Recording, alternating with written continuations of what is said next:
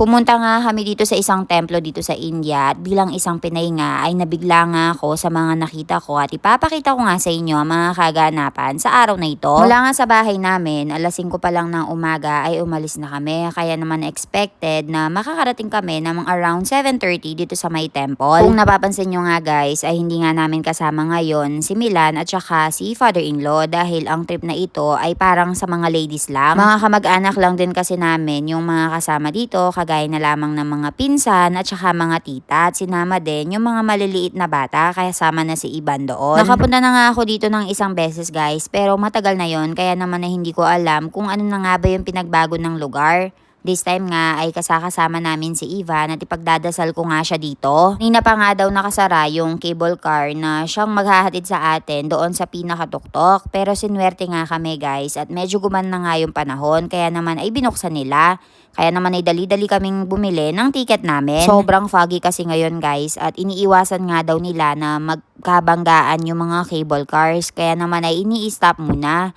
Tapos, kapag medyo guman na nga yung panahon at may visibility na nga, ay tsaka nga nila ino-open at nasakto nga kami. Kaya naman ay dali-dali kaming sumakay at natsyempo nga din na wala nga masyadong nakapila. Para nga sa ride na ito guys, kada isang tao ay kailangan mo nga magbayad ng 150 rupees. Or else ay aakyat ka nga gamit yung hagdan hindi nga namin kaya yon dahil hawak-hawak nga namin si Iban. At yung mga kasama ko ngang ladies dito ay may mga problema sa tuhod. Pagpunta nga sa temple guys ay marami kang madadaanan na mga nagbebenta ng kung ano-ano. Sobrang lamig nga guys at sobrang foggy at dahil nasa pinakataas kami ay talaga namang umuulan. Buti na lang ay meron kaming daladalang payong at naka-jacket nga si baby. Tuwang-tuwa nga sila kay baby Iwan guys dahil talaga namang parang nakakaintindi na. Kapag kasi nakakakita siya ng mga laruan ay tinuturo talaga niya at parang umaakto na nagpapabili. Sinabihan nga nila kami na bilisan nga daw yung pagpe-pray dahil baka ma-stuck nga daw kami sa taas at hindi na namin maabutan na bukas yung cable car. Kaya naman ay dali-dali nga kaming pumunta doon sa temple para magdasal.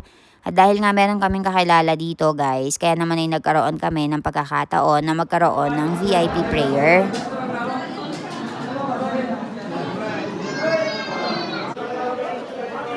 Mabilisan nga lang din kaming bumili ng mga toys ni Baby Ivan dito at nilibre nga siya ng mga tita niya. Pero guys, nung papunta na nga kami sa may cable car ay minamalas nga naman at napagsaraduhan na nga kami at hindi na nga daw bubuksan ito. Kaya naman ang ginawa namin ay nag-umpisa na nga kaming maglakad. Napansin ko nga din na marami nga mga donkey ang pabalik-balik dito. Kaya naman ay natanong ko kung para saan ba dito. Dahil nga halos 5,000 steps nga yung kailangan mong daanan dito. Kaya naman ay ito yung ginagamit nila na means of transportation para dalhin nga yung mga gamit. Kaya naman kung mapapansin mo ay may makikita ka nga mga donkey na merong daladalang mga bottled water, mga gas tank at iba-iba pang mga kagamitan. Lang isang Pinay, masasabi ko na sobrang meaningful ng experience na ito dahil makikita mo talaga kung gaano nga ka-religious yung mga tao dito. Sobrang layo nga ng kanilang nilalakad para lang makapunta sa temple at talaga namang napaka-dedicated nila at dala-dala nga ang buong pamilya.